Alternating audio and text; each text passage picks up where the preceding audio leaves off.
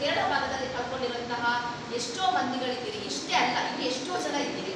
So ಇದನ್ನು ನಾವೊಂದು ಸಂಘಟನೆ ಜೈಲೊಳಗೆ ಹೋಗೋದು, ಆ ವ್ಯಕ್ತಿಯ ಆಸ್ತಿಯನ್ನು ನಿಲಾವ್ ಮಾಡಿ ನಿಮ್ಗಳಿಗೆ ಹಂಚುವಂಥ ಪವರು ನಿಮ್ಮ ಜಿಲ್ಲಾಧಿಕಾರಿ ಕೊಟ್ಟಿದ್ದಾರೆ.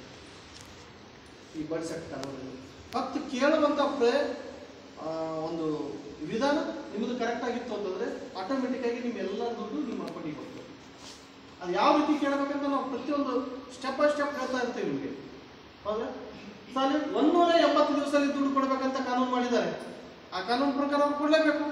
ಸೊ ಅದಕ್ಕೇನು ಮಾಡಬೇಕಾಗತ್ತಂದರೆ ಬಡ್ ಸೆಟ್ ಕಾನೂನು ನಿಮ್ಮ ಸರ್ಕಾರ ಕೈಗೆ ಎತ್ಕೊಳ್ಳೋದಕ್ಕೆ ಕಾರಣ ನೀವು ಕೂಡ ಇರ್ತೀರ. ಯಾಕಂತಂದರೆ ನೀವು ನಿಮ್ಮ ರಾಜ್ಯದಲ್ಲೇ ಆಗಲಿ ನಿಮ್ಮ ಜಿಲ್ಲೆಯಲ್ಲೇ ಆಗಲಿ ಒಂದು ಕೂಡ ಕಂಪ್ಲೇಂಟ್ ಮಾಡಿಲ್ಲ ಕಂಪ್ನಿಗಳು ವಿರುದ್ಧ.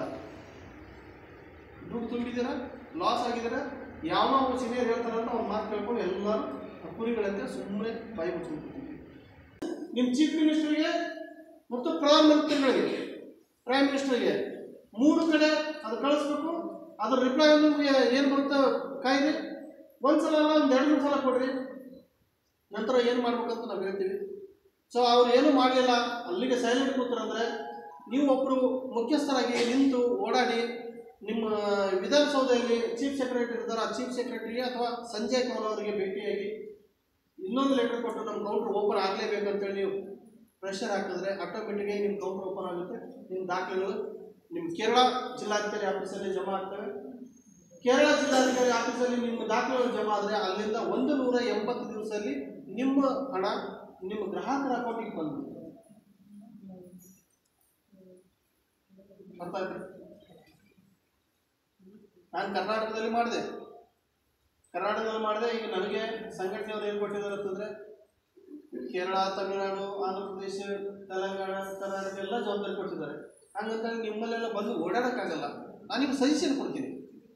ನಿಮ್ಮಲ್ಲಿ ಒಬ್ಬ ವ್ಯಕ್ತಿ ರೆಡಿಯಾಗಿ ಸರ್ ನಾನು ಕೇರಳದ ನಾನು ಹ್ಯಾಂಡಲ್ ಮಾಡ್ತೀನಿ, ನಾನು ಇದನ್ನು ಹೋರಾಟ ಮಾಡಿ ಜನರಿಗೆ ನ್ಯಾಯ ಕೊಡಿಸ್ತೀನಿ ಅಂತ ಕೊಟ್ಟು ನಾವು ಇದನ್ನು ಮುಂದುವರಿಸ್ತೀವಿ. ಈಗಾಗಲೇ ಆಶಾ ಮೇಡಮ್ ಅವರು ಜಿಲ್ಲೆಗೆ ರೆಡಿಯಾಗಿದ್ದಾರೆ.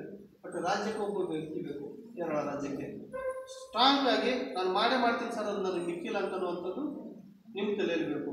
ಈ ಥರ ನೀವು ಮಾಡೋದಾದರೆ 100% ನಿಮ್ಗೆ ಸಹಕಾರ ಕೊಡ್ತೀವಿ.